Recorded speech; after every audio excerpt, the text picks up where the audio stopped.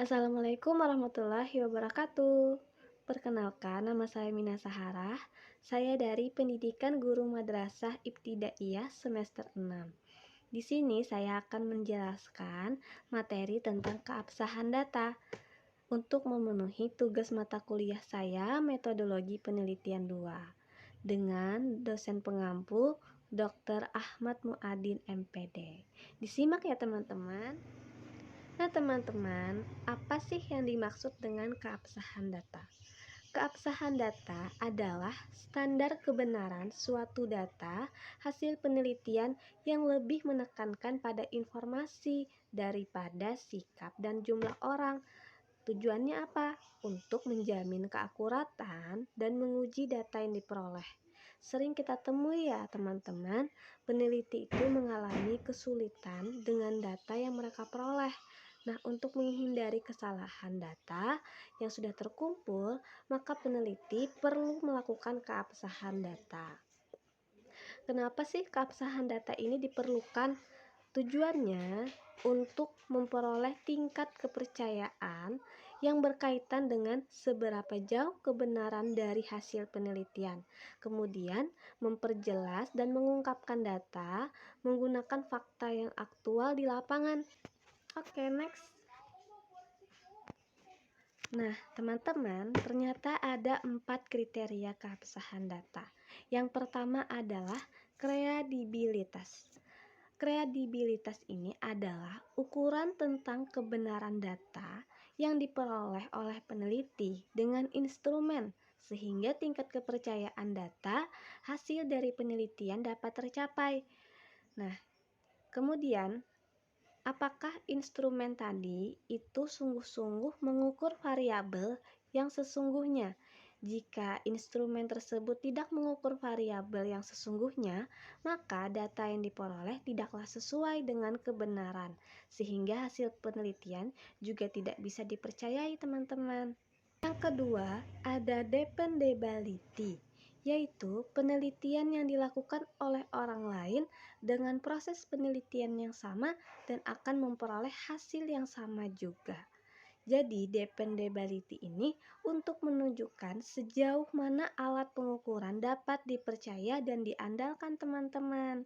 Kemudian, mengukur sejauh mana hasil pengukuran tetap konsisten bila dilakukan pada gejala yang sama dengan alat ukur yang sama. Yang ketiga, ada transferability. Apa sih yang dimaksud transferability?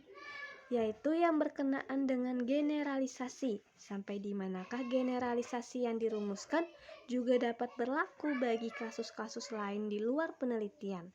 Supaya orang lain dapat memahami hasil penelitian yang kita dapat, maka kemungkinan untuk menerapkan hasil penelitian yang didapat, peneliti dalam membuat laporannya harus memberikan uraian rinci, jelas, sistematis, dan dapat dipercaya. Keempat, ada confirmability, yaitu menguji hasil penelitian yang dikaitkan dengan proses yang dilakukan dan dapat dikatakan objektif bila dibenarkan oleh peneliti lainnya dan disepakati oleh banyak orang.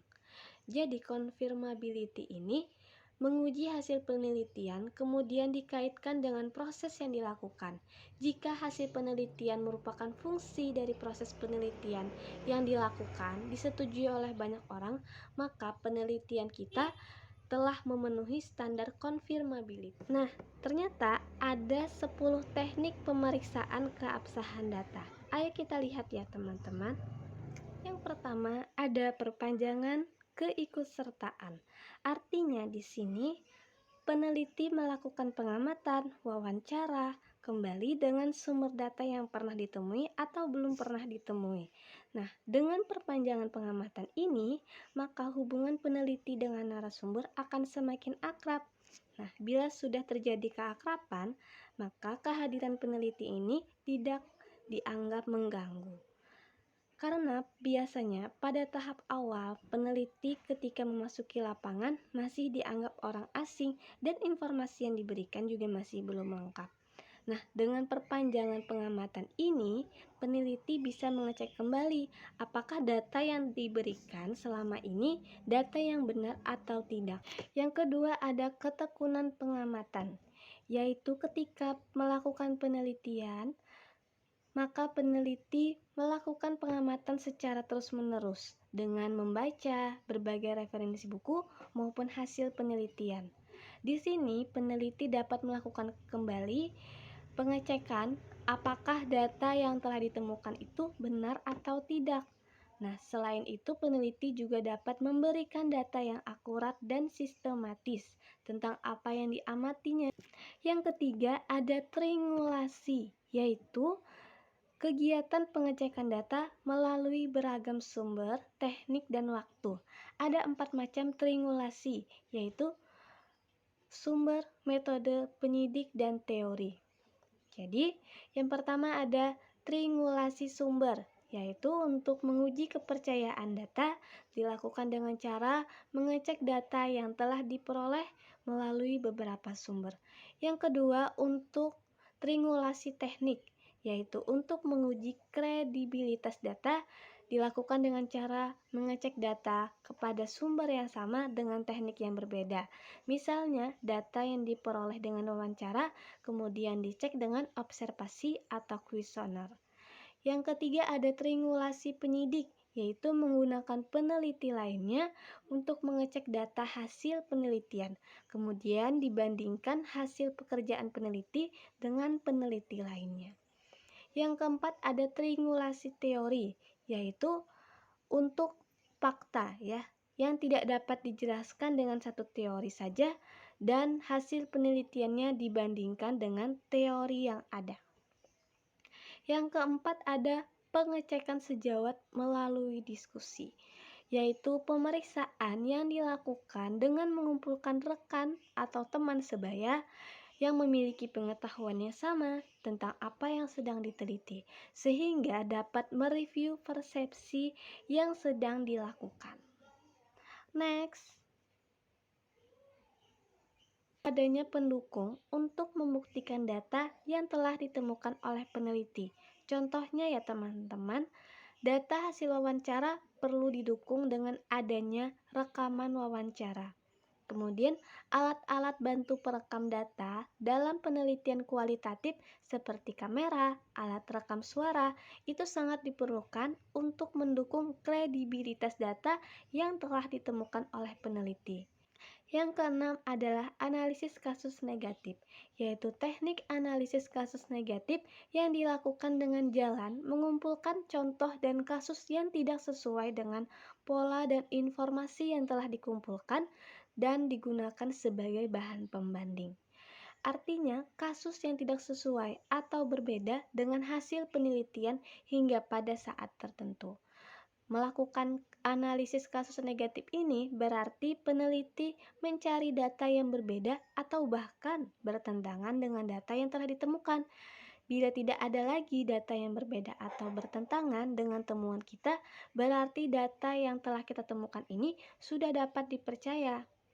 Tetapi jika masih terdapat data-data yang bertentangan dengan data yang kita temukan, maka peneliti bisa merubah temuannya. Nah, hal ini sangat bergantung seberapa besar kasus negatif yang muncul. Yang ketujuh, ada pengecekan anggota, yaitu peneliti mengumpulkan para peserta yang telah ikut menjadi sumber data dan mengecek kebenarannya dan pemahamannya. Tujuan dari pengecekan anggota ini adalah mengetahui seberapa jauh data yang diperoleh sesuai dengan apa yang telah diberikan oleh si narasumber. Kemudian, apabila data yang ditemukan disepakati oleh pemberi data, berarti datanya dapat dikatakan valid, sehingga semakin dipercaya. Tetapi, apabila data yang ditemukan peneliti berbeda, maka peneliti perlu melakukan diskusi dengan pemberi data. Dan apabila perbedaannya banyak, maka peneliti harus merubah penelitiannya. Oke, next. Yang 8 ada uraian rinci, yaitu peneliti bertanggung jawab menyediakan informasi yang cukup. Uraian penelitian itu dilakukan untuk secermat mungkin untuk menggambarkan konteks penelitian yang dilakukan. Uraian ini perlu mengungkap berbagai hal yang dibutuhkan oleh pembaca. Kemudian yang kesembilan ada audit kebergantungan, yaitu memastikan peneliti menggunakan metodologi yang tepat. Yang kedua, memastikan proses pengumpulan data secara lengkap. Yang ketiga, memastikan proses dan hasil analisis atas data yang ada dan memastikan objektivitas peneliti. Yang kelima, memeriksa kasus negatif jika ada. Yang ke-10 ada audit kepastian, yaitu memastikan apakah hasil penelitian ini berasal dari data yang benar-benar ada. Yang kedua, menelusuri jejak audit data mentah. Yang ketiga, menguji kelogisan hasil penelitian, apakah data yang diperoleh ini jelas ya teman-teman. Kemudian yang D, menilai derajat ketelitian. Dan yang terakhir, memeriksa peneliti dalam melaksanakan pemeriksaan data. Nah teman-teman, itulah materi tentang keabsahan data yang saya sampaikan. Semoga materi ini bisa bermanfaat untuk kalian semua. Dan mohon maafkan ya teman-teman apabila ada kata-kata yang salah dalam penyebutannya. Itu saja penyampaian materi dari saya. Semoga bermanfaat. Wassalamualaikum warahmatullahi wabarakatuh.